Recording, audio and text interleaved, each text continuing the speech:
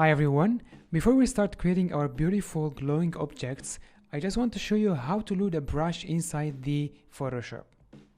If you go to the resource folder, you will see this brush.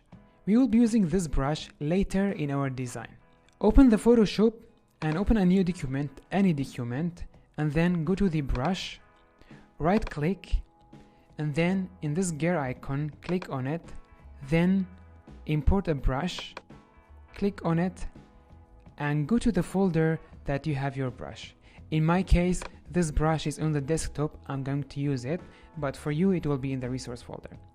Press OK, and just like this, your brush will go to the end.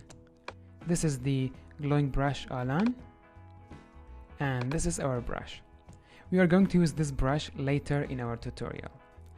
Something else I want to mention before we start with our design: just make sure that you name your layer just like mine, because creating this glowing effect will take a lot of time and we will be creating a lot of layers. To avoid the confusion, make sure that you name your layers just like mine. I will see you in the first lesson. Bye bye.